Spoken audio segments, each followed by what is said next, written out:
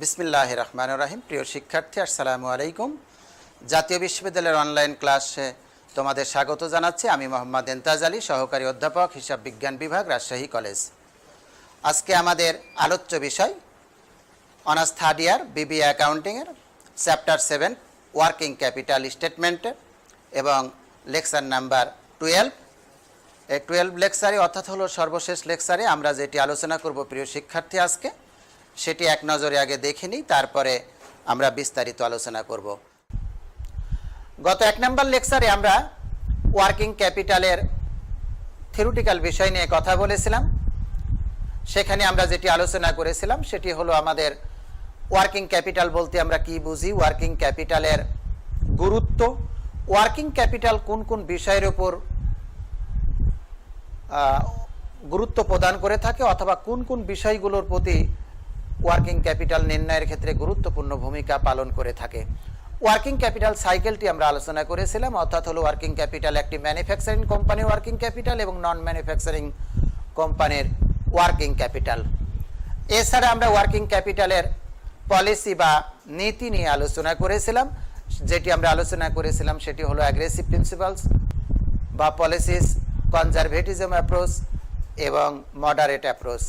এছাড়া আমরা আলোচনা করেছিলাম ক্যাশ ম্যানেজমেন্ট সাইকেল এবং ক্যাশের কিছু বিষয় নিয়েও আমরা ক্যাশের কিছু রিলেটেড আমরা অঙ্কগুলো নিয়ে কথা বলেছিলাম।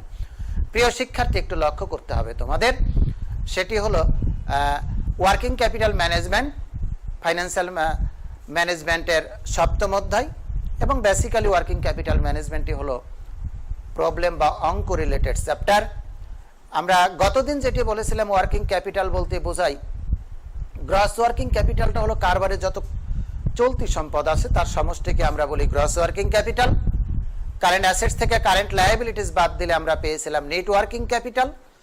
প্রশ্নটা হলো যে ওয়ার্কিং ক্যাপিটাল যখন আমরা নির্ধারণ করতে যাব তখন অবশ্যই আমাদেরকে কারেন্ট অ্যাসেট সম্পর্কে অবশ্যই পূর্ণ ধারণা থাকতে হবে। প্রিয় শিক্ষার্থী, এই কারেন্ট অ্যাসেটের যে উপাদানগুলো অর্থাৎ হলো সর্বাগ্যে যেটি আসে সেটি হলো ক্যাশ, এরপরে আসে আমাদের stock of raw materials, work in progress, finish goods, debtors অথবা account receivable, current liabilities, lag in payment of wages, lag in payment of overhead, any kind of prepaid expense and any kind of advance expense.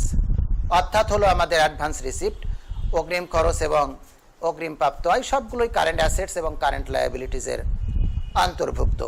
প্রিয় শিক্ষার্থী, আমরা যেটি আজকে আমাদের মূল আলোচ্য বিষয়, অর্থাৎ আমরা একটু জানতে চাইবো যে আমাদের আলোচ্য বিষয় আমরা যদি দেখি আজকের আউটকামটা হলো আমাদের statement of working capital forecasting, অর্থাৎ একটি প্রতিষ্ঠানের ওয়ার্কিং ক্যাপিটাল সম্পর্কে পূর্বাভাস বা কিভাবে নির্ধারণ করা হয়ে থাকে এবং এই নির্ধারণ করার ক্ষেত্রে আমাদের যেটি লাগবে সেটি হলো কিছু কিছু ওয়ার্কিংস বা ক্যালকুলেশন লাগবে এবং সেই ক্যালকুলেশনের আন্ডারই আমরা প্রবলেমগুলো সলভ করব। এছাড়া আছে আমাদের ইনভেন্টরি ম্যানেজমেন্ট, যেটাকে ইকুয়েশন, সেটি টেবুলার আকারে হতে পারে অথবা ইকুয়েশন মেথডে হতে পারে। প্রিয় শিক্ষার্থী, আমরা যেটি বারবার বলার চেষ্টা করেছিলাম সেটি হলো যে ওয়ার্কিং ক্যাপিটালের যে কারেন্ট অ্যাসেটসের উপাদানটা দেখলাম, প্রথমে আমরা দেখলাম ক্যাশ, এই ক্যাশের সাথে রিলেটেড কতগুলো অঙ্ক আছে, স্টকের সাথে কতগুলো অঙ্ক আছে, সর্বোপরি আমাদের কিছু মডেল আছে, বাউমাল মডেল আছে, রিটার্ন পয়েন্ট আছে। এছাড়া আমরা ওয়ার্কিং ক্যাপিটালগুলো কিভাবে নির্ধারণ করি সেই বিষয়গুলো নিয়েও আমরা বিস্তারিত কথা বলার চেষ্টা করব। গতদিন আমরা যেখান থেকে শেষ করেছিলাম 1 নাম্বার লেকচারের, সেটি হলো ক্যাশ ম্যানেজমেন্ট সাইকেলের আমরা অপারেটিং ক্যাশ এবং ম্যাক্সিমাম অপারেটিং ক্যাশ কিভাবে বের করতে হয় এবং তার আলোকে আমরা দেখেছিলাম যে হোল্ডিং পিরিয়ড অথবা কালেকশন পিরিয়ড যদি বৃদ্ধি পায় তাহলে ওয়ার্কিং ক্যাপিটালের প্রয়োজন বা ক্যাশের পরিমাণ বৃদ্ধি পায় বা বেশি প্রয়োজন হয়। অপরদিকে অ্যাকাউন্টস পেয়েবল পিরিয়ড অর্থাৎ হলো যে এপিপি, অ্যাভারেজ পেমেন্ট পিরিয়ড বা পরিশোধকাল যদি বাড়ে তাহলে ওয়ার্কিং ক্যাপিটালের পরিমাণ কম লাগে, যদি পরিশোধকাল কমে তাহলে ওয়ার্কিং ক্যাপিটাল বা ক্যাশের পরিমাণ আমাদের বেশি লাগে। এটি নিয়ে আজকে আরেকটা অঙ্ক করার পরে আমরা বাউমাল মডেল বা রিটার্ন পয়েন্ট যে জেডগুলো আছে সেগুলো নিয়ে একটি কথা বলবো। আমরা যদি একটু প্রবলেমের দিকে যেতে চাই প্রিয় শিক্ষার্থী, তাহলে আমরা যদি বলি যে এ ফান্ডস নেটস ক্যাশ টাকা 12 lakh in next year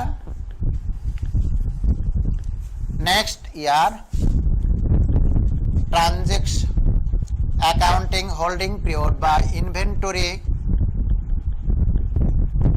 average inventory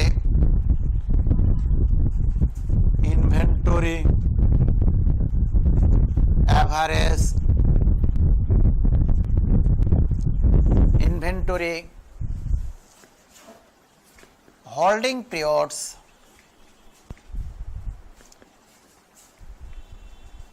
(90 days) average collection period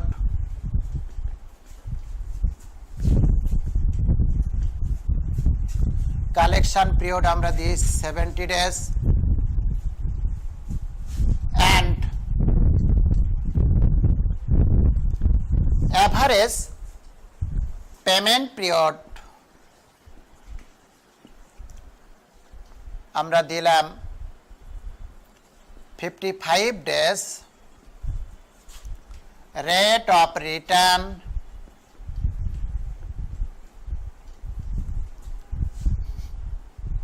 15%. Calculate number 1 MOC maximum operating cash, number 2 saving or loss if APP increase by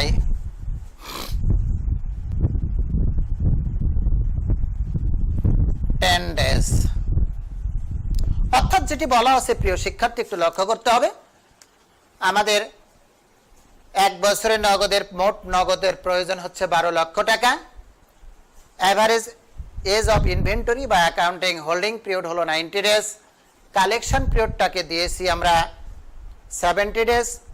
পরিশোধকালকে আমরা দিয়েছি 55 ডেজ। রেট অফ রিটার্ন আমরা দিয়েছি 15%। অল আর ইমাজিনারি ফিগার। এখন এইখান থেকে যেটি করতে বলা হয়েছে আমাদের সেটি হলো ম্যাক্সিমাম অপারেটিং ক্যাশ, এবং যদি এপিপিকে 10 দিন বাড়ানো হয় তাহলে লস বা সেভিং কি হবে সেটি আমাদেরকে করতে বলা হয়েছে। গতদিন আমরা এরকম একটি অঙ্ক করেছিলাম, অর্থাৎ লেকচার 1-এ। সেখানে আমরা হোল্ডিং পিরিয়ডের পরিমাণটাকে বাড়িয়েছিলাম। আমরা গতদিন যেটি বলেছিলাম প্রিয় শিক্ষার্থী, হোল্ডিং পিরিয়ড এবং কালেকশন পিরিয়ড যদি বাড়ে ওয়ার্কিং ক্যাপিটালের প্রয়োজন বেশি হবে, যদি কমে ওয়ার্কিং ক্যাপিটালের পরিমাণ আগের তুলনায় কম প্রয়োজন হবে। অপরদিকে এপিপি হলো নেগেটিভ রিলেশন, অর্থাৎ এই এপিপি যদি বাড়ে তাহলে কম ওয়ার্কিং ক্যাপিটালের প্রয়োজন, আর কমলে বেশি ওয়ার্কিং ক্যাপিটালের প্রয়োজন। সেটি আমরা একটু পরীক্ষা করে দেখব আজকে। তাহলে আমরা এমওসি বের করার আগে প্রথম হলো আমাদের CCC ক্যাশ কনভার্সন সাইকেল। আমরা ফর্মুলা জানি AAI ACP minus APP. AAI average age of inventory বা হোল্ডিং পিরিয়ড যেটি দেওয়া আছে আমাদের 90, এসিপি দেওয়া আছে আমাদের 70 ডেজ, অ্যাভারেজ কালেকশন পিরিয়ড এবং অ্যাভারেজ পেমেন্ট পিরিয়ড দেওয়া আছে 55 ডেজ। আমরা যদি এখন মান বসাই 90 প্লাস 70 মাইনাস 55, দ্যাট ইজ আমাদের যেটি আসবে সেটি হলো 90 প্লাস 70 মাইনাস 55, 105 দিন আমরা পেয়ে গেলাম। ক্যাশ টার্নওভার,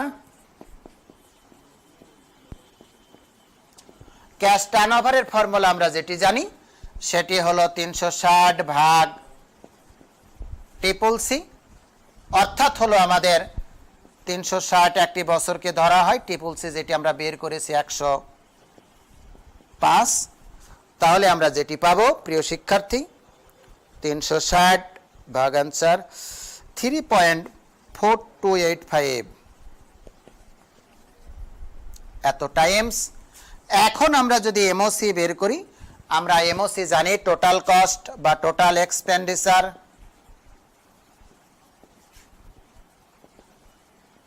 বা ক্যাশ নেডেড ভাগ ক্যাশ টার্নওভার। তাহলে আমরা যেটি পাই, আমাদের দেওয়া আছে কত টাকা সারা বছরে দরকার, 12 লাখ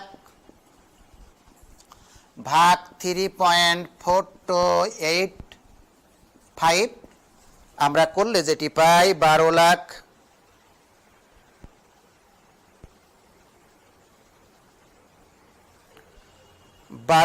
ভাগ 3.4285, দ্যাট ইজ 3,50,000 3,50,060 টাকা। অর্থাৎ এটি হলো আমাদের 1 নম্বরে উত্তর বের হয়ে গেছে যে আমার সারা বছরের যদি 12 লক্ষ টাকা লাগে, অঙ্কের মেয়াদকাল যেহেতু আমাদের হলো 105 দিন, এই 105 দিনের জন্য আমার যেটি লাগবে সেটি হলো 3,50,060 টাকা বা 7 টাকা। এখন বলা হচ্ছে যদি এপিপি কে কমাই দেওয়া যায় কয় দিন, অর্থাৎ হলো হোল্ডিং পিরিয়ড কালেকশন পিরিয়ডের কোনো পরিবর্তন নাই, শুধু পরিবর্তন আছে এপিপিতে। এপিপি ছিল আগে 55, এখন যেটি করা হয়েছে সেটি বাড়িয়ে দেওয়া হয়েছে আমাদের 10 দিন, তাহলে হয়ে যাবে সেটি 65 দিন। কত দিন আসে প্রিয় শিক্ষার্থী? আমাদের 65 দিন। এখন এই 65 দিনকে কেন্দ্র করে যদি এখন আমরা অঙ্ক করি, অর্থাৎ হলো হোল্ডিং পিরিয়ড এবং কালেকশন পিরিয়ডের কোনো পরিবর্তন নেই, তাহলে ট্রিপল সি আমাদের আসবে আগের মতোই AAI plus ACP minus APP সমান 90 ঠিকই থাকলো, 70 ঠিকই থাকলো, শুধু 55 জায়গায় হয়ে গেল আমাদের 65 দিন, অর্থাৎ তখন আমাদের চলে আসলো 95 ডেজ। অর্থাৎ আগে যেখানে ছিল আমাদের 105 দিন, এখন সেটি হয়ে গেল আমাদের 95 ডেজ। আগে একইভাবে ক্যাশ টার্নওভার যদি আমরা বের করি, তাহলে পাই 360 ভাগ ট্রিপল সি, অর্থাৎ 360 ভাগ 95। আমরা যেটি পাব সেটি হলো 360 ভাগ 95। তাহলে আমরা খুব সংক্ষেপে বের করতে পারি 360 ভাগ 95, 3.7894। এখন যদি আমরা এরই ভিত্তিতে একটি এমওসি ম্যাক্সিমাম অপারেটিং ক্যাশ বের করে নিই, তাহলে জানি আমরা টোটাল ক্যাশ ট্রানজেকশন ভাগ ক্যাশ টার্নওভার, অর্থাৎ ক্যাশের পরিমাণ আমার 12 লাখ 3.7894। আমরা যেটি পাব সেটি হলো 12 লাখ অ্যান্সার 3,16,667 টাকা। প্রিয় শিক্ষার্থী, এটাকে আগে আমরা পেয়েছিলাম কত? 3,50,060 টাকা, আর এখন পেলাম কত? আমরা 3,16,667 টাকা। আমরা যেটি বলেছিলাম প্রিয় শিক্ষার্থী, তোমাদের মনে আছে, সেটি হলো আমরা বলেছিলাম যে আমরা যদি পরিবর্তন করে নিয়ে আসি, তাহলে আমাদের যেটি হবে সেটি হলো যে, অর্থাৎ আমাদের AAI এবং আমাদের যে মূল বক্তব্য সেটি হলো যে এপিপি বাড়লে ওয়ার্কিং ক্যাপিটালের পরিমাণ বা ক্যাশ ম্যানেজমেন্টের পরিমাণ কম প্রয়োজন, সেটি আমরা পেয়ে গেছি। এখন আমাদের সেভিং হবে না লস হবে? এখন আমরা দেখব রিডাকশন অফ ইনভেস্টমেন্ট আমার আগের ছিল কত, 3,50,000,007 মাইনাস 3,16,667। আমরা যেটি পাবো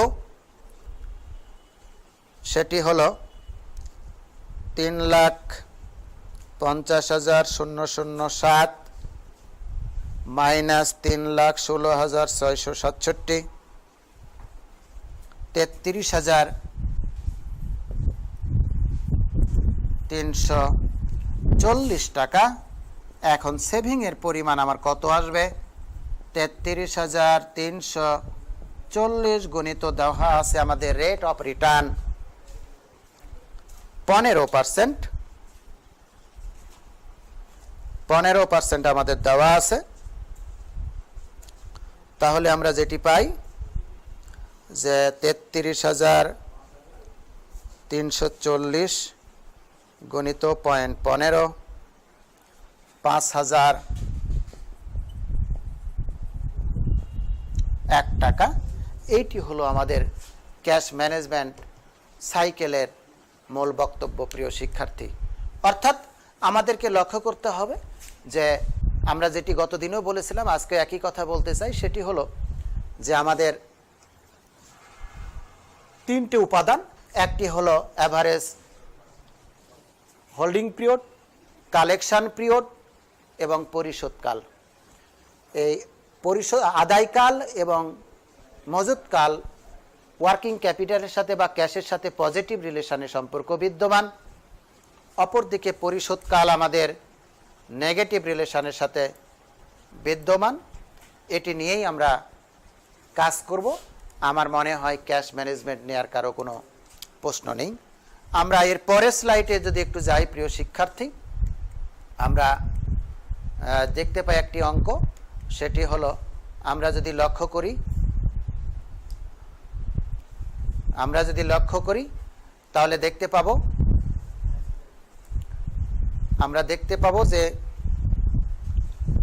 আমরা একটা প্রবলেম দেখে রেখেছি। এ লিমিটেড নিডস টাকা 25 lakh cash in next year for 3 month. Transaction cost দেওয়া আছে আমাদের 2,000। অ্যানুয়াল ইন্টারেস্ট রেট দেওয়া আছে আমাদের 10% এবং বলা হচ্ছে যে অ্যানুয়াল নিডস বা ইল্ড দেওয়া আছে আমাদের 16%। Using Baumol model, we have to calculate the amount of cash and that can be set up on tabular form in order to minimize the transaction. অর্থাৎ আমরা যেটি বলা আছে বাউমল মডেলের, এটিও ক্যাশ ম্যানেজমেন্টেরই একটি অংশ। যে বাউমল মডেলে যদি আমরা অঙ্ক করি তাহলে বাউমল মডেলে কিভাবে আমাদের অঙ্কগুলো করতে হয় আমরা জানি। বাউমল মডেলের অঙ্কগুলো আমাদের যেটি দেওয়া আছে সেটি হলো, আমরা বাউমল মডেলের যে ফর্মুলা সেটি জানি যে সি, অর্থাৎ হলো অপটিমাম ক্যাশ ব্যালেন্সের যে ফর্মুলা সেটিকে আমরা যেভাবে পাই সেটি হলো 2 গুণিত বি গুণিত টি ভাগ আই, পুরো ফিগারের উপর আমাদের রুট ওভার। এটি হলো আমাদের ফর্মুলা, যেখানে আমাদের বি এর পরিমাণ দেওয়া আছে সেটি হলো 25 লক্ষ টাকা। টি এর পরিমাণ যেটি দেওয়া আছে সেটি হলো 2,000 টাকা। আই যেটি করব আমরা এখানে লক্ষ্য করতে হবে, যেহেতু অঙ্কের মেয়াদকাল হলো আমাদের, প্রিয় শিক্ষার্থী একটু মনে রাখতে হবে, অঙ্কের মেয়াদকাল হলো 3 মাস। বা সুদের হার দেওয়া আছে আমাদের বাৎসরিক 16%। এই জন্য 16%কে আমি যদি 4 দ্বারা ভাগ করি তাহলে পাবো 4%। এই 4%কে আমরা লিখতে পারি 0.04 হিসাবে। আমরা পেয়ে গেছি, আমার বি লাগবে, বি এর মান পেয়েছি, টি লাগবে, টি এর মান পেয়েছি, আই লাগবে, আই এর মানও পেয়েছি। এখন আমরা যেটি করব সেটি হলো এটি সেট আপ করে নিব। অর্থাৎ 2 গুণিত 25 লাখ গণিত 2000 ভাগ 0.04, পুরো ফিগারের উপর হলো আমাদের রুট ওভার। এই রুট ওভার যদি এখন আমরা সেট আপ করি তাহলে যেটি পাই 2 গণিত 25 লাখ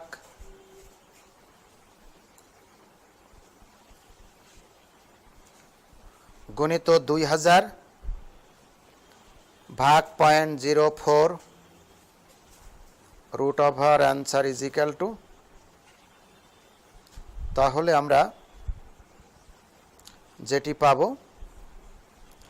সেটি হলো 2 গণিত 25 লাখ 2 গণিত 25 লাখ গণিত 2000 ভাগ 0.04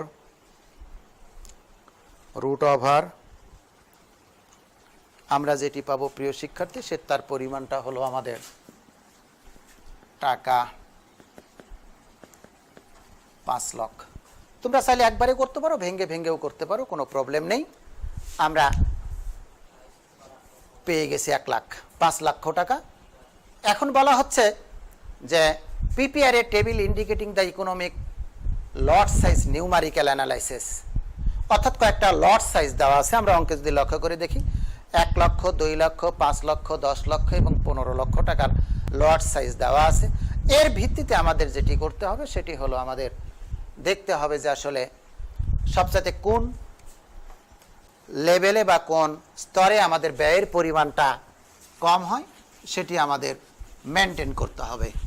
আমাদের 5টা যেহেতু লট সাইজ দেওয়া আছে, আমরা 6টা কলাম টেনে নেব প্রিয় শিক্ষার্থী, 6টা কলাম টেনে নেব। 1 2 3 4 5, এটি হলো আমাদের পার্টিকুলারস L1, L2, L3, L4 এবং L হলো আমাদের 5। অ্যানুয়াল নেটস যেটি দেওয়া আছে অঙ্কে আমাদের 25 লক্ষ দিয়ে দিলাম প্রত্যেকটা স্তরেই আমরা 25 লক্ষ।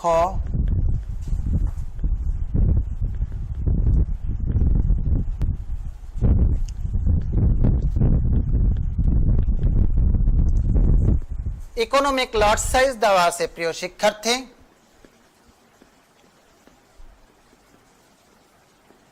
লট সাইজ যেটাকে আমরা সংক্ষেপে বলতে পারি ELS।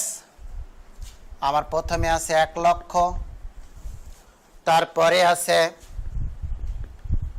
2 লক্ষ, এরপরে আছে 5 লক্ষ, 10 লক্ষ এবং 15 লক্ষ। আমরা অ্যাভারেজ ইনভেন্টরি যদি এখন বের করি বা নাম্বার অফ অর্ডার যদি বের করি,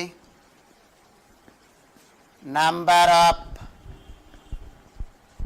অর্ডার অর্থাৎ হলো এ ভাগ, এটাকে আমরা সংক্ষেপে লিখতে পারি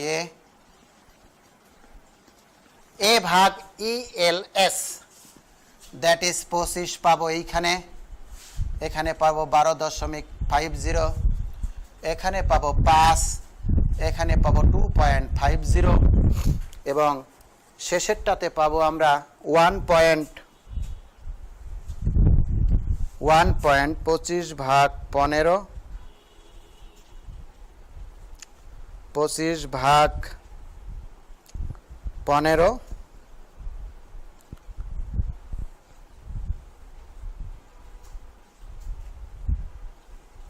$1.67। আমরা নাম্বার অফ অর্ডার পেয়ে গেছি। এখন যদি আমরা বের করি কনভার্সন কস্ট বা অর্ডারিং কস্ট,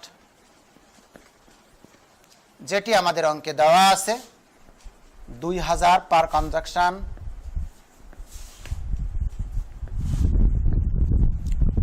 2000 প্রিয় শিক্ষার্থী। এখন আমরা বের করব total ordering cost. Total ordering cost সেটি হলো নাম্বার অফ অর্ডার গণিত কনভার্সন কস্ট,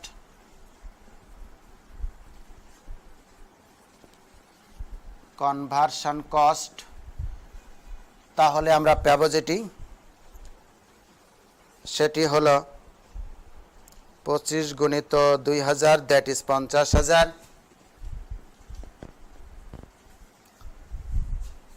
এটা পাবো আমরা 2000 গুণিত 12.5, দ্যাট ইজ 25,000। 5 দুগুণ 10,000, এটি পাবো আমরা 5,000। 2000 গুণিত 1.67, 3340 টাকা। প্রিয় শিক্ষার্থী, আমরা অর্ডারিং কস্ট পেয়ে গেছি। এখন এটাকে আমরা একটু ইন্ডিকেট করে রেখে দিলাম, এটা হলো অর্ডারিং কস্ট। এরপরে অ্যাভারেজ ইনভেন্টরি, যেটা ELS ভাগ 2, 1,00,000 2 দ্বারা ভাগ করলে আমরা পাবো 50,000। 2,00,000 যদি ভাগ করি তাহলে পাবো 1,00,000। 5,00,000 ভাগ করলে পাবো 2,00,000। 50,000 10,00,000 করলে আমরা পাবো 5,00,000। 15,00,000 2 দ্বারা ভাগ করলে আমরা পেয়ে যাব 7,50,000। ক্যারিং কস্ট অবলিক ইন্টারেস্ট আমরা আগেই বের করে রেখেছিলাম কয় পার্সেন্ট? 4%। তাহলে 50,000-এর উপর 4% করলে আমরা পেয়ে যাব 2,000। 1,00,000-এর উপর 4% করলে পাবো 4,000। 2,50,000-এর উপর 4% করলে আমরা পাবো 10,000।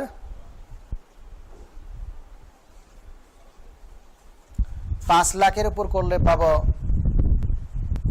20,000 এবং 7,50,000 টাকার উপর যদি আমরা 4% করি তাহলে পেয়ে যাব আমরা 30,000 টাকা।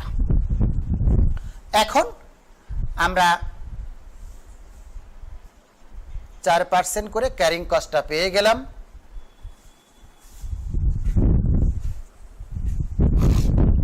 প্রিয় শিক্ষার্থী, এখন আমরা বের করব total cost, ordering cost plus carrying cost. আমরা অর্ডারিং কস্ট পেয়েছি 50,000, ক্যারিং কস্ট পেয়েছি 2,000। 52,000, 25,000 এবং 4,000, 29,000, 10,000 এবং 10,000, 20,000, 20,000, 5,000, 25,000, 3,340 এবং 30,000, 33,340 টাকা। প্রিয় শিক্ষার্থী, অর্থাৎ আমরা লট 1, লট 2, লট 3, লট 4 এবং লট 5। লট 1-এ আমাদের ব্যয় হয়েছে, লক্ষ্য করতে হবে, 52,000। আমরা যদি লট 2 গ্রহণ করি তাহলে আমাদের টোটাল খরচ পড়বে 29,000। লট 3-কে যদি আমরা অ্যাকসেপ্ট করি তাহলে পড়বে 20,000। লট 4 যদি গ্রহণ করি তাহলে পড়বে 25,000 এবং লট 5-এ পড়বে আমরা পাবো 33,340 টাকা। এইখানে যদি আমরা তুলনামূলকভাবে আলোচনা করি তাহলে দেখা যায় লট 3, দ্য টোটাল কস্ট অফ লট 3, অর্থাৎ কমেন্ট যদি এখন লিখতে বলা হয়, কমেন্টস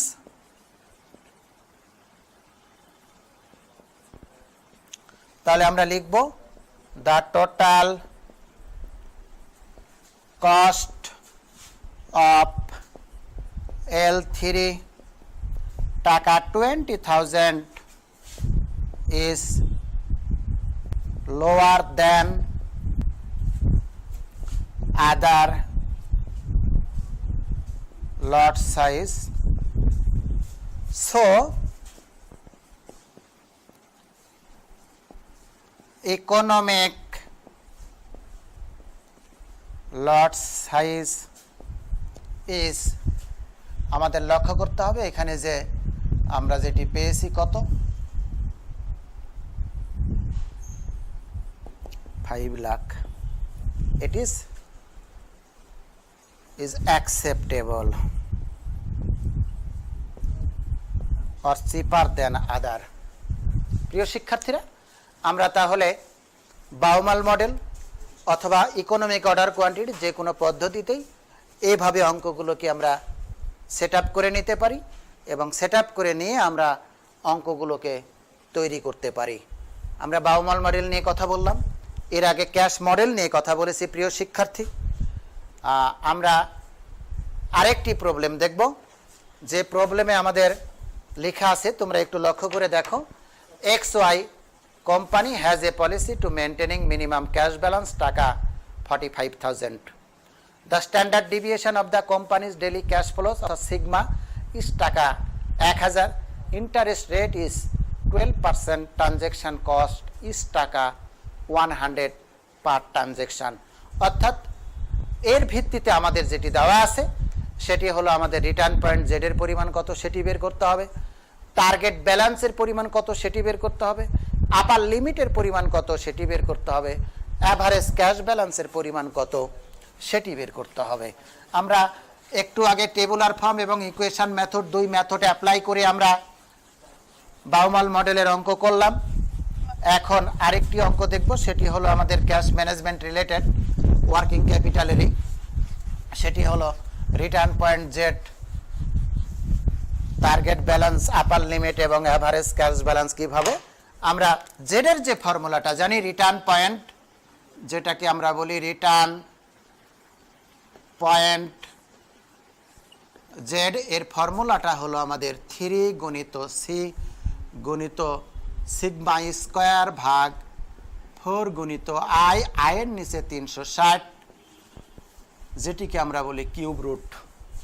প্রিয় শিক্ষার্থী, একটু লক্ষ্য করতে হবে,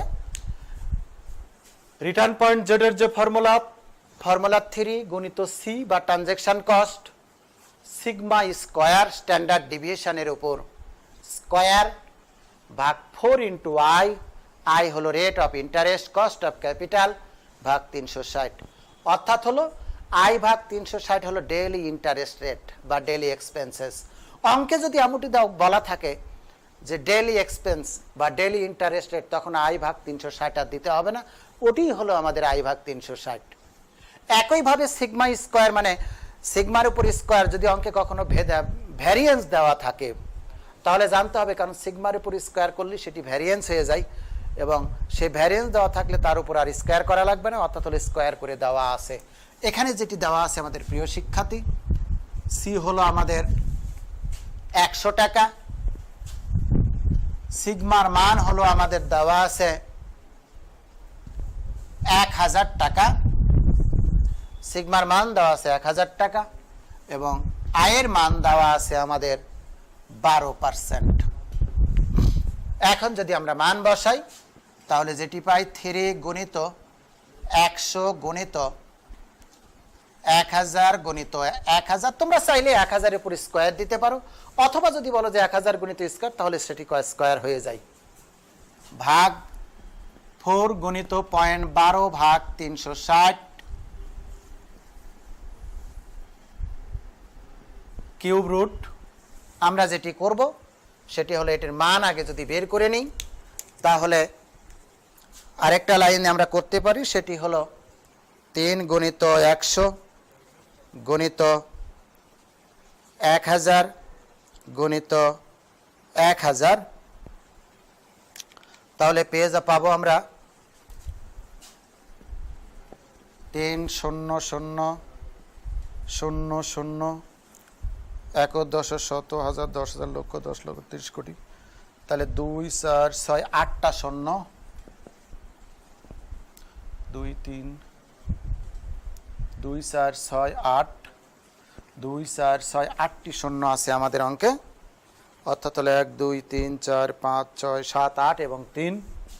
আর নিচে আমরা যেটি পাবো সেটি হলো 4 গুণিত 0.12 ভাগ 360। প্রিয় শিক্ষার্থী, পাবো আমরা 0.001333। এই হলো আমাদের কিউব রুট। তাহলে আমরা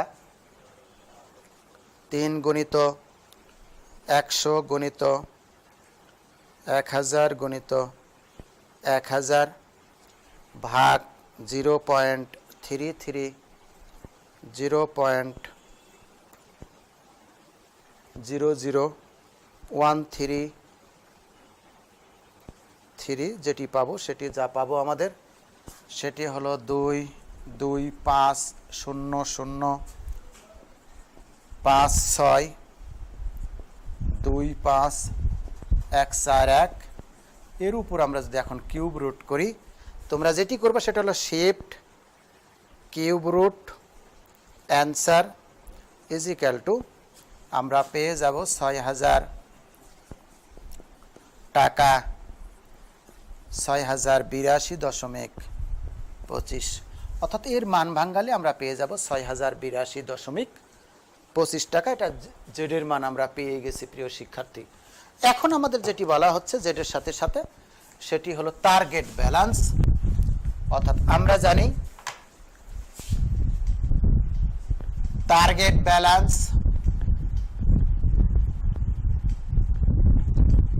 ব্যালেন্স হলো সমান সমান এল প্লাস জেড। এল হচ্ছে lower limit of a cash, অর্থাৎ অঙ্কে যে ক্যাশের পরিমাণটা দেওয়া আছে সেটি হলো আমাদের 45,000। জেডের মান আমরা পেয়ে গেলাম 6082.25, পাবো টাকা 51,082.5 টাকা। এটি পেয়ে গেলাম আমরা টার্গেট ব্যালেন্স। এরপরে আছে আমাদের যেটি, সেটি হচ্ছে আপার লিমিট এল প্লাস 3Z। এল এর মান আমরা জানি 45,000 যোগ 6082.25 গুণিত 3। তাহলে যেটি আমরা পাবো সেটি হলো 6082 গুণিত 25 গুণিত 3 প্লাস 45,000 63,000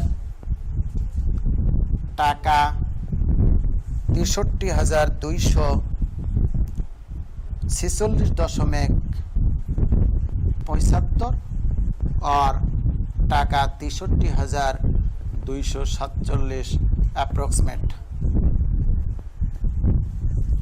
আমরা সি এর মানও বের করে নিয়ে এসেছি প্রিয় শিক্ষার্থী। এখন ডি এর মান যদি আমরা বের করি তাহলে এভারেজ ক্যাশ ব্যালেন্স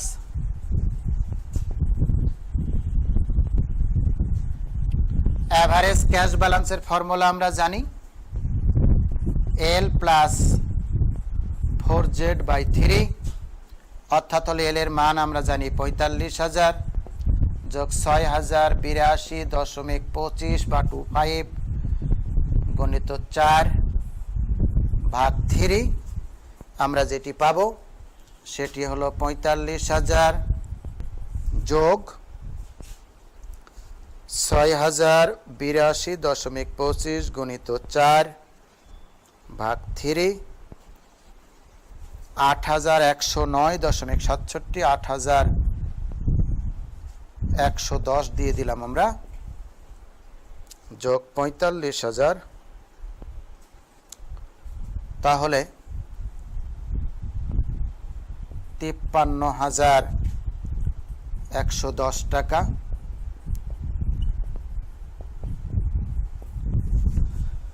এটিকে আমরা বলি এটাও ক্যাশ মডেলেরই একটি ফর্মুলা, অর্থাৎ হলো আমাদের কি ধরনের ক্যাশ মেনটেন করতে হয় সেগুলো নিয়ে আমরা কথা বললাম প্রিয় শিক্ষার্থী। তাহলে ক্যাশ ম্যানেজমেন্টে আমরা অপারেটিং ক্যাশ অর্থাৎ হলো আমাদের ইনভেস্টমেন্টে রিডিউস হবে না সেভিং হবে সেটি জানলাম।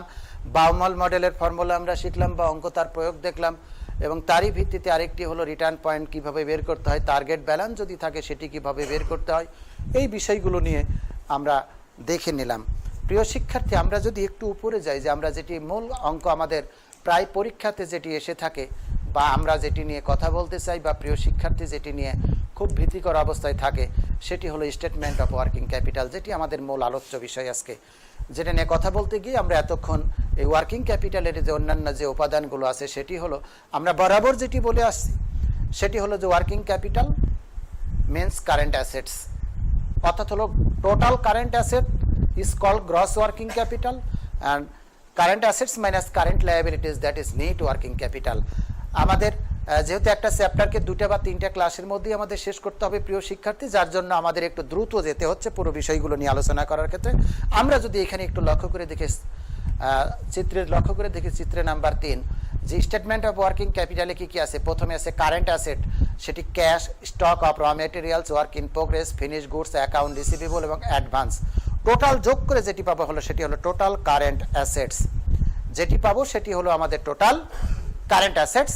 এখান থেকে আমরা যেটি বাদ দিব কারেন্ট লায়াবিলিটিস, অর্থাৎ হলো অ্যাকাউন্টস পেয়েবল বা পাওনাদার, ওয়েজেস ডিউ অর্থাৎ এবং অ্যাডভান্স রিসিপ্ট, ওভারহেড যদি থাকে সেটিও বাদ দিব, অর্থাৎ স্লাইড নাম্বার আমাদের 3। এই 3-এ যদি আমরা যেটি দেখি সেটি হলো আমরা স্লাইড নাম্বার 1-এ যেটি দেখেছি প্রিয় শিক্ষার্থী, সেটি হলো যে আমরা আউটকামসগুলো দেখেছি 2 নম্বরে। 3 নম্বরে যেটি আমরা বারবার বলতেছি সেটি হলো যে আমাদের স্টেটমেন্ট অফ ওয়ার্কিং ক্যাপিটাল, অর্থাৎ ওয়ার্কিং ক্যাপিটালটা আমরা কিভাবে বের করি সেটি নিয়ে আমরা জানবো এবং কথা বলবো। এরই প্রেক্ষিতে তাহলে আমরা কি জানলাম, ওয়ার্কিং ক্যাপিটাল নির্ণয় করতে গেলে আমাদের কারেন্ট অ্যাসেটস লাগবে, এবং কারেন্ট অ্যাসেটসের সাথে কারেন্ট লায়াবিলিটিস লাগবে। টোটাল কারেন্ট অ্যাসেটসকে আমরা বলবো টোটাল কারেন্ট অ্যাসেটস। এই টোটাল কারেন্ট অ্যাসেটস থেকে কারেন্ট লায়াবিলিটিসটাকে যদি আমরা বাদ দিই, লক্ষ্য করতে হবে বাদ দিই, তাহলে আমরা পেয়ে যাব কারেন্ট লায়াবিলিটিস। এই নিয়ে আমাদের অঙ্ক এবং ওয়ার্কিংসগুলো তারপরে স্লাইড অর্থাৎ স্লাইড নাম্বার 4-এ যদি আমরা দেখি, স্টক অফ র material, work in progress, finish goods এবং অ্যাকাউন্ট রিসিভেবল যদি দেওয়া না থাকে অঙ্কে, দেওয়া না থাকে তাহলে সেগুলো বের করতে হবে কিভাবে। স্টক অফ র মেটেরিয়ালস ইউনিটের সাথে কস্ট পার ইউনিট আমরা গুণ করব, এরপরে মাস, দিন থাকলে দিন অথবা মাস যেটি থাকবে সেটাকে ভাগ দেব, যদি দিন হয় 365 দিয়ে, মাস হলে 12 দ্বারা এবং উইক হলে 52 দ্বারা আমরা ভাগ করব। ওয়ার্ক ইন প্রোগ্রেসের ক্ষেত্রেও তাই, ওয়ার্ক ইন প্রোগ্রেস ইউনিটের সাথে প্রসেসিং কস্ট গুণ করব এবং যত দিন বা সপ্তাহ থাকবে সেটা গুণ করব এবং 360 বা 12 বা 52 দ্বারা ভাগ করব। ফিনিশ গুডসের তাই, অ্যাকাউন্ট রিসিভেবলও তাই। এরপরে আমরা পরের স্লাইডে অ্যাডভান্স এবং ক্রেডিটরস যদি একই অবস্থা যাই, আমরা আরেকটা বিষয় নিয়ে একটি খুবই গুরুত্বপূর্ণ, সেটি হলো আমাদের মেয়াদকাল যদি দেওয়া না থাকে অঙ্কে, প্রিয় শিক্ষার্থী একটু মনে রাখতে হবে, সেটি হলো কি raw material conversion period, work in progress conversion period, finish goods conversion period, debtors conversion period, creditors conversion period, lag in payment of wages conversion period এবং ওভারহেড কনভার্সন পিরিয়ড বা পেমেন্ট পিরিয়ড। এগুলো আমরা বের করব তৃতীয় ক্লাসে যখন যাব। আজকে আমরা একটা অঙ্ক নিয়ে কথা বলবো প্রিয় শিক্ষার্থী তোমাদের সাথে, প্রবলেম নাম্বার 3। প্রবলেম নাম্বার 3-তে যদি আমরা একটু লক্ষ্য করি তাহলে যেটা দেখতে পাই সেটি হলো এক্সপেক্টেড ক্যাশ সেলস দেওয়া আছে আমাদের 1,50,000 ইউনিটস এক ইয়ারে, র মেটেরিয়াল পার ইউনিট দেওয়া আছে 8 টাকা, ডাইরেক্ট লেবার কস্ট দেওয়া আছে 5 টাকা, ফ্যাক্টরি ওভারহেড দেওয়া আছে 4 টাকা, সেলস পার ইউনিট দেওয়া আছে 22 টাকা। র মেটেরিয়াল স্টোরে কতদিন থাকবে, 1 মাস, প্রসেসের সময় লাগবে আমার 0.5 মান্থ, ফিনিশ গুডস লাগবে 2 month, credit allows to debtors আছে আমার 3 month, credit allowed to creditors আছে আমার 1 month, lag in payment of wages আছে 0.5 month, lag in payment of overhead আছে আমার 1 মাস, ক্যাশ ব্যালেন্স আছে দেওয়া আমাদের 50,000, কন্টিনজেন্সি রিজার্ভ আছে আমাদের 10%, ক্যাশ সেলস আছে 20%। এই যে তথ্যগুলো তাই আলোকে আমাদের একটি ওয়ার্কিং ক্যাপিটাল স্টেটমেন্ট তৈরি করতে হবে। প্রিয় শিক্ষার্থী, অঙ্ক তৈরি করা খুব সহজ বা 10 মিনিটের ব্যাপার, কিন্তু ওয়ার্কিংসগুলো আমাদের খুব প্রয়োজন। সেটি কেমন, যে অঙ্কগুলো করতে গেলে আমার যেটি লাগবে সেটি লাগবে work in progress per unit, finished goods per unit, debtors per units. এই তিনটা ওয়ার্কিংস আমাদের করে নিয়ে এসে অঙ্ক করতে হবে। তাহলে কি বললাম আমাদের? Work in progress, cost of work in progress per unit, cost of finished goods per unit এবং কস্ট অফ ডেটর্স অথবা অ্যাকাউন্ট রিসিভেবল পার ইউনিট। তাহলে আমাদের work in progress per unit করতে গেলে আমার ম্যাটেরিয়ালস কে আমরা ধরি 100%, যেটি অঙ্কে দেওয়া আছে টাকা 8। লেবারকে ধরি আমরা স্পেসিফিক কোনো নির্দেশনা না থাকলে 50%, দ্যাট ইজ টাকা, অঙ্কে দেওয়া আছে 5 টাকার 50% হলো 2.50। ওভারহেড হলো আমাদের 50%, দ্যাট অঙ্কে দেওয়া আছে 4 টাকা, তার 50% হলো 2 টাকা। করলে আমরা পার ইউনিট পেয়ে যাব 12 টাকা 50 পয়সা। Finished goods per unit, materials 100%, that is টাকা 8, লেবার 100%, দ্যাট ইজ টাকা 5 এবং ওভারহেড 100%, দ্যাট ইজ টাকা 4। যোগ করলে আমরা পাবো টাকা 17। আমরা ডেটর্স না বের করলেও পারি, কারণটা হলো এটি যে ডেটর্সকে আমরা সাধারণত কস্ট প্রাইসে যদি বিবেচনা করি কনজারভেটিভ অ্যাপ্রোচের পদ্ধতিতে, তাহলে টোটাল কস্ট অফ প্রোডাকশনকে ইউজ করি। হ্যাঁ, কেউ চাইলে 22 টাকাও করতে পারবে, সেক্ষেত্রে আমরা আমাদের অ্যাগ্রেসিভ অ্যাপ্রোচকে ফলো করতে হবে। যাই হোক, আমরা এই দুটো ওয়ার্কিং শিখে নিয়ে এখন অঙ্কটা 5 বা 10 মিনিটের মধ্যেই আমরা করে নিতে পারি। প্রিয় শিক্ষার্থী, আমরা একটু দেখি, সেটি হলো ওয়ার্কিং ক্যাপিটাল স্টেটমেন্ট, বা উপরে লিখে নেব স্টেটমেন্ট অফ ওয়ার্কিং ক্যাপিটাল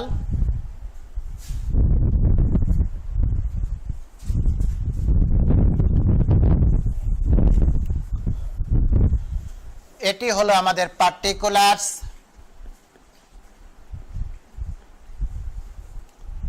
টাকা টাকা। প্রথমে যেটি আমরা দিব কারেন্ট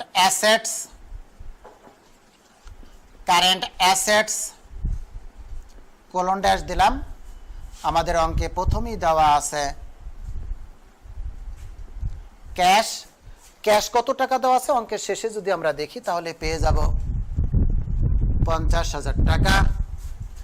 এরপরে আমরা দিব স্টক অফ র ম্যাটেরিয়ালস। প্রিয় শিক্ষার্থী, আমাদের লক্ষ্য করতে হবে মোট কত প্রত্যাশিত সেলসের পরিমাণ 1,50,000, পার ইউনিট কট 8 টাকা। মেয়াদকাল অঙ্কে দেওয়া আছে আমাদের 1 মাস, ভাগ আমরা জানি মাস হলে 12 দ্বারা ভাগ করব, দিন হলে 360 দ্বারা ভাগ করব, এবং যদি উইক হয় তাহলে 52 দ্বারা ভাগ করব। 1 মাস যেহেতু 12 দ্বারা আমরা ভাগ করলাম, তাহলে যেটি পাবো সেটি হলো 1,50,000 গুণিত 8, আমরা পেয়ে যাব 1,50,000 গুণিত 8 ভাগ 12, 1 লক্ষ টাকা। প্রিয় শিক্ষার্থী, স্টক অফ র ম্যাটেরিয়ালস। এরপর আমরা যেটি জানি সেটি হলো এরপর আমরা দিব ওয়ার্ক ইন প্রোগ্রেস অথবা ওয়ার্ক ইন প্রসেস অথবা প্রোগ্রেস। ইউনিট আমার 1,50,000। আমরা কিছুক্ষণ আগে work in progress cost per unit বের করলাম 12.5 টাকা, 12.5। আমরা যদি লক্ষ্য করি দেওয়া আছে প্রসেসিং পিরিয়ড হলো 0.5, 0.5 ভাগ 12, তাহলে আমরা যে মান যেটি পাবো অর্থাৎ হলো আমরা প্রশ্নটা 12 দ্বারা কেন ভাগ করতেছি, কারণ এই 1,50,000 টাকা সারা বছরের, কিন্তু আমার ওয়ার্ক ইন প্রোগ্রেস দরকার হলো হাফ মাসের বা 15 দিনের। 1,50,000 গণিত 12.5 গুণিত 0.5 ভাগ 12, 78,125 টাকা। এরপরে দেব আমরা ফিনিশ গুডস 1,50,000 গুণিত আমরা যেটি করেছিলাম কস্ট পার ইউনিট 17। আমরা যদি অঙ্কের দিকে লক্ষ্য করি ফিনিশ গুডসের মেয়াদকাল হলো 2 মাস ভাগ 12, তাহলে আমরা যেটি পাই 1,50,000 গুণিত 17 গুণিত 2 ভাগ 12, আমরা পেয়ে যাব 4,25,000 টাকা। প্রিয় শিক্ষার্থী, এরপরে আমরা দিব ডেটর্স অথবা accounts receivable which vary like 1,50,000 গুণিত 17। এইখানে যে কথাটা বলতে চাই, কেউ যদি কস্ট প্রাইস দ্বারা গুণ করে তাহলে আপত্তি নেই, কেউ সেলস প্রাইস দ্বারা গুণ করলে সেটাকেও না আপত্তি নেই, তবে শেষে একটি নোট দিতে হবে, debtors are calculated on the basis of cost price or debtors are calculated on the basis of sales price which vary like. শিক্ষার্থী, আমরা যেটাই করি না কেন শুধু একটু নোট দিয়ে দিলে অঙ্কটা আমাদের হয়ে যাবে। আর ডেটর্সের মেয়াদকাল আমরা যদি দেখি, credit allowed to debtors in stores 3 month ভারো, তাহলে আমরা যেটি পাই 1,50,000 গণিত 17 গুণিত 3 ভাগ 12, 6,37,500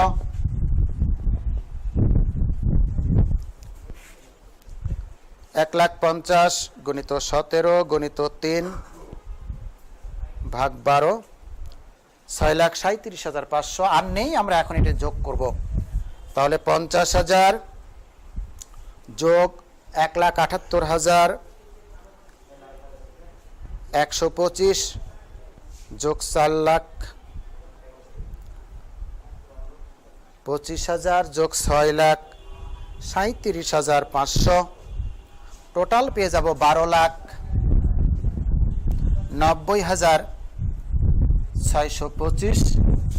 এটিকে আমরা বলবো টিসিএ, দ্যাট মিনস প্রিয় শিক্ষার্থী টোটাল কারেন্ট অ্যাসেটস। এরপরে আমরা যেটি দিব কারেন্ট লায়াবিলিটিস। অঙ্কের শেষ প্রান্তে আমরা চলে এসেছি।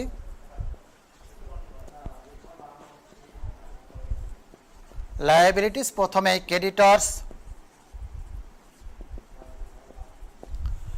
প্রিয় শিক্ষার্থী, একটু ভুল হয়েছে আমাদের, সেটি হলো অঙ্কের শেষে যদি তোমরা লক্ষ্য করে দেখো দেওয়া আছে ক্যাশ সেলস 80%, তাহলে আমাদের ক্রেডিট সেলস হবে 80%, তাহলে আমাদের এইখানে একটু ভুল হবে 6,37,500 গুণিত 0.8, অর্থাৎ এটি হবে 5,10,000 5,10,000 যোগ 4,25,000 যোগ 78,125 যোগ 1,50,000 11,63,125। ক্রেডিটর্সে আমরা গেলে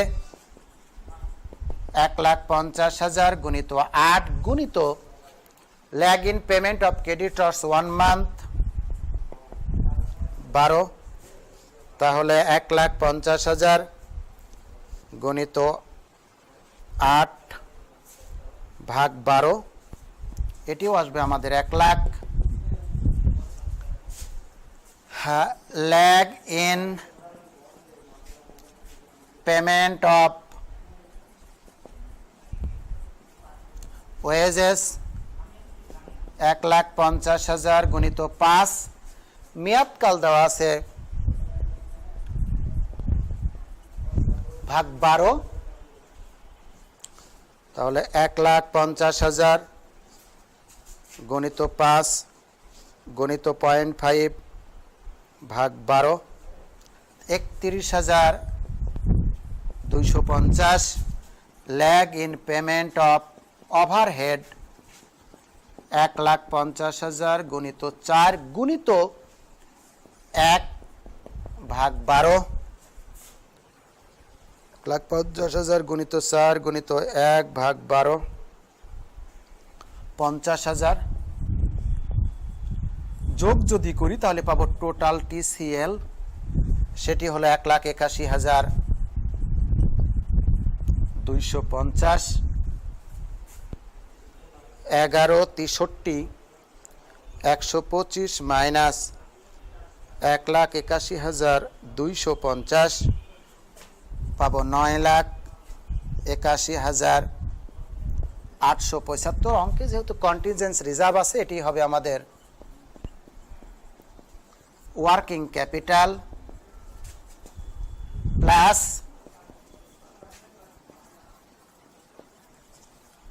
রিজার্ভ। কত পার্সেন্ট রিজার্ভ আছে আমাদের? 10% আছে।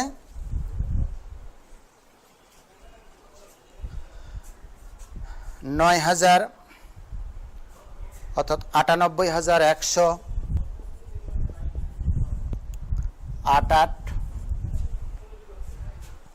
যোগ 9,81,875 10,80,000 0,62 বা 63। এটি হলো আমাদের নেট ওয়ার্কিং ক্যাপিটাল। প্রিয় শিক্ষার্থী, আমরা ওয়ার্কিং ক্যাপিটাল ম্যানেজমেন্ট তৈরি করে ফেলাইছি, অর্থাৎ একটি প্রতিষ্ঠানের ওয়ার্কিং ক্যাপিটাল জাস্ট 1 মিনিটে আমরা শেষ করে দেব। আমরা যেটি দেখতেছি, প্রথমে লাগবে কারেন্ট অ্যাসেট যতগুলো আছে, প্রথমে দিয়েছি ক্যাশ, স্টক অফ র materials, work in progress, finish goods, debtors যোগ করে পেয়েছি total current assets. Current assets থেকে কারেন্ট লায়াবিলিটিস বাদ দিলে আমরা পেয়ে গেছি ওয়ার্কিং ক্যাপিটাল। যদি আমাদের রিজার্ভ না থাকতো, এটি হতো নেট ওয়ার্কিং ক্যাপিটাল। যেহেতু আমাদের রিজার্ভ আছে, তাহলে পাবো ওয়ার্কিং ক্যাপিটাল, তার সাথে রিজার্ভ যোগ করে পাবো নেট ওয়ার্কিং ক্যাপিটাল। প্রিয় শিক্ষার্থীরা, আজকে আমরা এখানেই শেষ করব, সময়ের বাধ্যবাধকতার কারণে। আমরা সামনের দিনে ওয়ার্কিং ক্যাপিটালের একটি কঠিন অঙ্ক বা চাইতে একটু কঠিন অঙ্ক শিখবো। আমরা শেষে এই চ্যাপ্টারটাকে আমরা ফিনিশ করব। তোমরা পড়াশোনার মধ্যে থাকো এবং বিভিন্ন বই পুস্তক, সেটি মিলেনিয়াম হতে পারে, ইংরেজি মিডিয়ামের বই হতে পারে, তোমরা ফলো করতে থাকো এবং পড়াশোনার মধ্যে থাকো। খুদা হাফেজ, আসসালামু আলাইকুম।